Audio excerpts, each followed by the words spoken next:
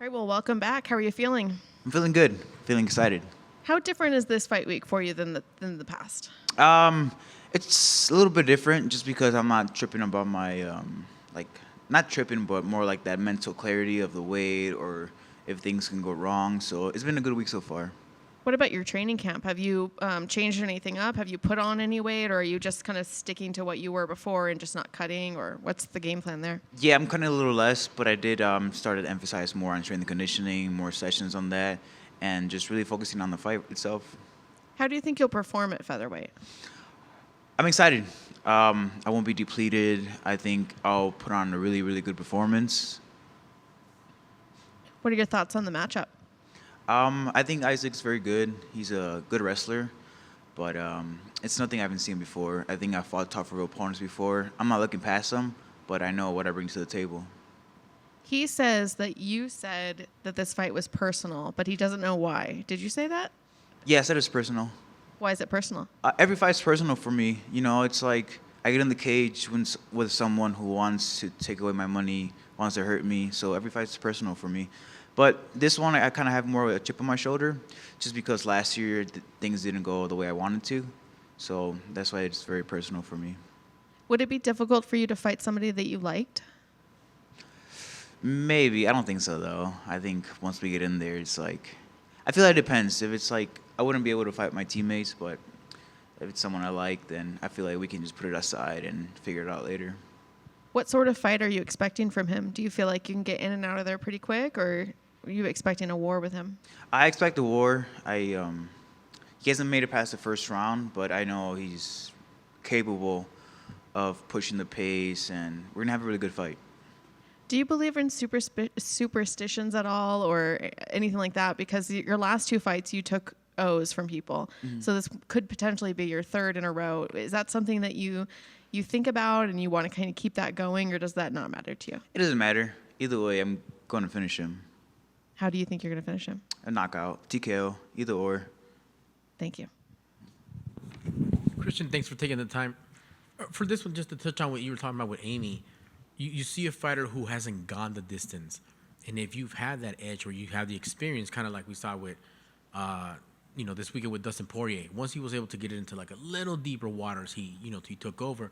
Is that a little bit of a mental side of you to where you're like, you know what, I'm going to use that against you, that you don't go 10 or 15 with nobody. I'm going to go ahead and drown you out there when we go. Yeah, it's something on my mind. Just because too, I seen his interview too, where he was kind of saying shit about me fighting the little kids, and those little kids have better records than his opponents. You know, he's fought two people with winning records. One of them was 41 years old, so it's like you can't disrespect me, you know. But yeah, I'm definitely expecting deep waters. That's what's up, man. And if you could disclose anything, what made you guys just finally say, okay, I'm gonna sit down with the team, sit down with the family, got to go to 45. Like, my body can only take so much, and I want to be in this game for a minute. And if I keep killing myself, this is going to affect the longevity. Like, what was the final, straw, if you will, that made you say, okay, now we're going up? I think it was my last weight cut too. Things were going perfect, and then when it came down to the weight cut, everything just went bad. So it's like one of those things where I can try my hardest, but if my body won't allow it sometimes, then it's kind of difficult for me. And speaking of difficulty, now being in your new home, I'm assuming we're going to stick to 45 going further. How do you feel? How's the mental? How's your body? How's your recovery? How maybe you're like, dude, I should have done this sooner. I feel great. It's different for sure. You know, it's like now I'm training just to focus on the fight, where before I would focus on the fight and I would have to focus on my diet really strict. You know, it's like I'm really OCD about my weight and stuff like that. So it is more of a mental clarity this time. That's awesome, man. And the final two, tienes un oponente que espera poder ganarte, finalizarte, o como que sobreconfiado. ¿Puedes tú usar esa confianza que tiene como una desventaja para tú usar tu experiencia y tu paciencia para poder triunfar este sábado?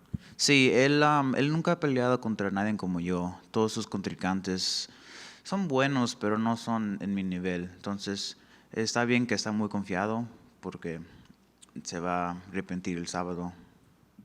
Y me acabas de explicar en español, pero digo en inglés y ahora en español.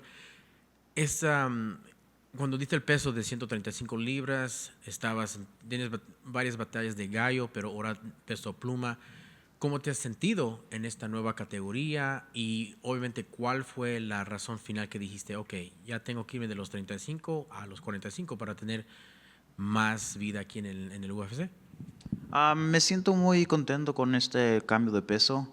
Este cambio de peso me ha ayudado mucho en mi mente, con mi cuerpo, donde no me estoy tratando de matar para hacer el peso.